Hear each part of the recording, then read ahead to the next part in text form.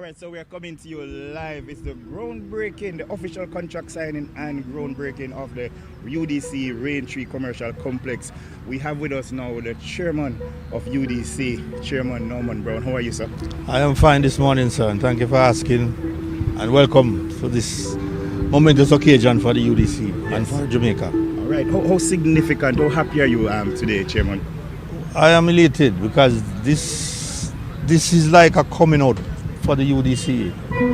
I was privy to some information yesterday by the GM. I said this is our first commercial venture in over 20 years. Wow. We have done other projects, but most of those are really for social enterprise, for the improvement of the experience of our citizens. But this one is to enhance growth and business development as well as to make income for the UDC.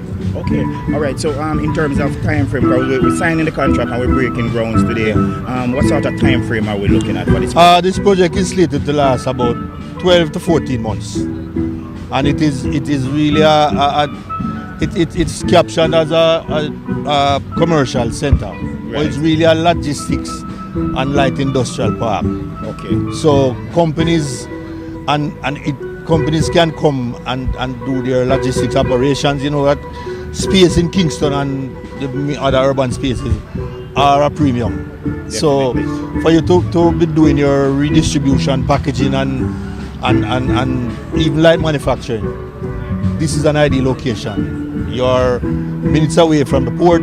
You're right on the main strategically located. Right. Yes. So we are very, very happy that we are able to provide such a facility for the business community and to contribute to the growth and expansion of the economy. Okay. And in terms of the process, business persons who want to be involved, get spaces, or the space is gone already. I think we're about 40% taken up. Wow. So people need to act because announcement. We have advertised on this various social platforms, right. Also on the UDC website.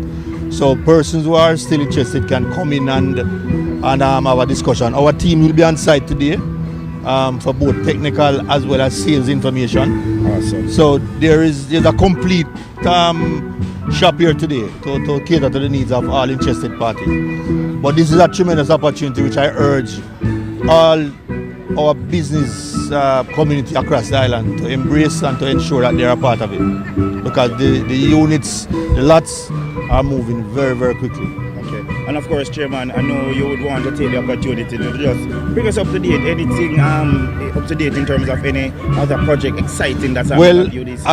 As you would have noticed when you asked me how I am, I told you I was elated. Yes. Because today is really the beginning of the what I would call reclaiming our perch in the government space. Yes. In former years, the UDC, the media used to refer to us as a blue chip organization. Yes.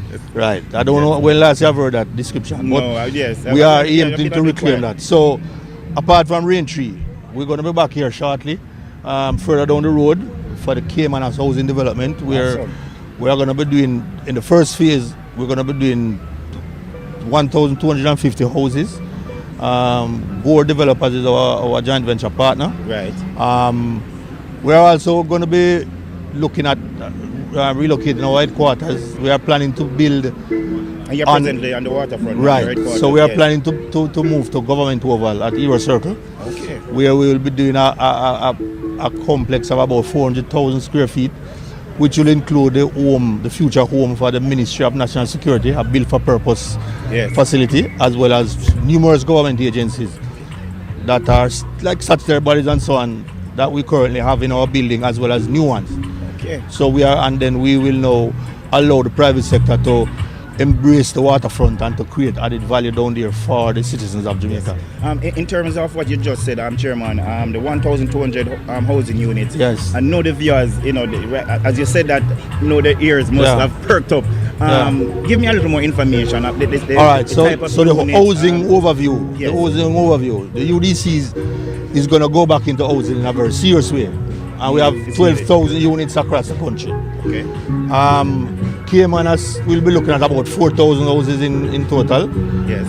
In this phase. These are 2-bedroom, 3-bedroom units that we will be building. Close by at Brayton, we'll be doing 2,000 affordable income houses as well.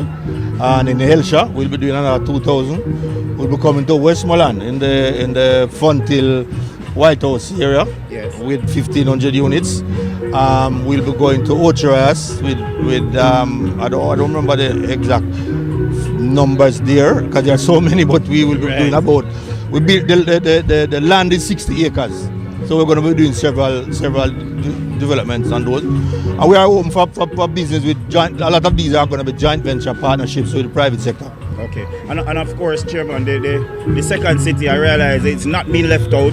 I just saw the advertisement for that beach park beside Harmony Cove. Right. Been advertised. Tell me a little bit about the second city. All right, so the Harmony Beach Park is the UDC's crown jewel.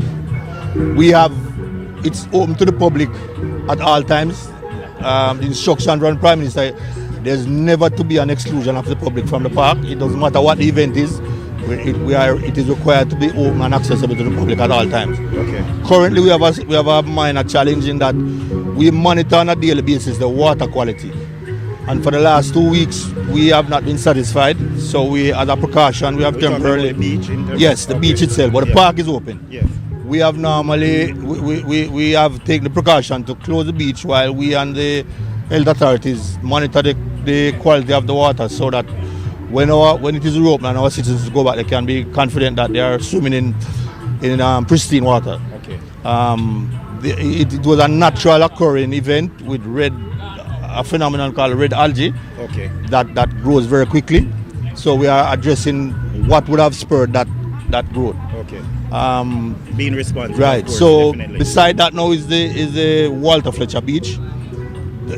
We are now seeking concession years to operate that beach as well, right, and to develop it. So you have to have a development plan that will enhance the experience of the citizens and the patrons. Yes. Because our focus at UDC is that we create and enhance the urban experience for our citizens. Yes. If tourists come and enjoy that, then that's a plus. Yes. But our primary focus is to enhance the experience that our citizens will get when they're in Prague, right? And then we have what I would call the crown jewel of the Caribbean, which is the Duns River Fall. Yes, yes. We are going to be creating the Duns River attraction. Yes. There has been no substantial development at Duns River for the last 50 years.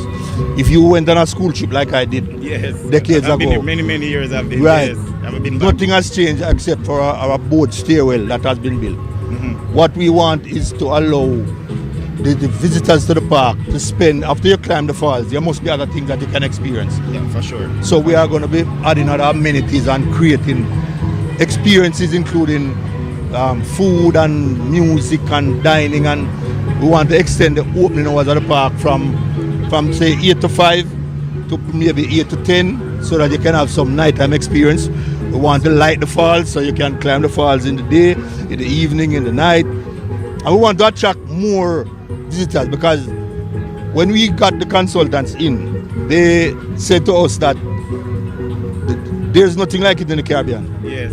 But we are being outperformed by other minor attractions in terms of the rewards that we get. Okay. Up to 10 times more financial rewards than us. And they attract more cruise ship visitors. And I saw a news item the other day where the craft vendors were worried that the development would displace them. And I would say to them, no. Okay. Have confidence in us, because what we are aiming to do is to bring in more cruise ship passengers there. So they should plan to receive more cruise ship passengers and enhance their offerings so they can get more business. Okay. And what sort of time frame we're looking at here, Chairman? Well, the RFP is out now. I think it closed the end of March. Mm-hmm. They are doing the evaluation, and that is for the design that we want. Yes. And we have gotten some international companies that have done designs internationally for other attractions and cruise ship piers.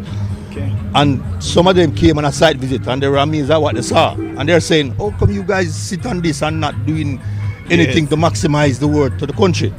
So we think it is our responsibility to enhance that experience and to enhance the income for both the UDC, Jamaica, because it would be a fantastic foreign exchange earner for us. Yes. Right, so that's where we are. That's great news, Chairman, because as you rightfully said, You know, that waterfalls, Duns River Falls, you know, is probably one of the biggest names in attraction across the world. Yes, you know, so there's none like it. That, you know, so we are going to turn it into something that all Jamaica can be proud of. Yes. So, and I hope we'll see some, you know, some international marketing. Cause this can be a great pull and boost for the tourism industry overall. Right. Seems like you have been sitting in our board meetings. but we see the potential. Yes. And as the Prime Minister mentioned a few weeks back, the UDC is really a sleeping giant.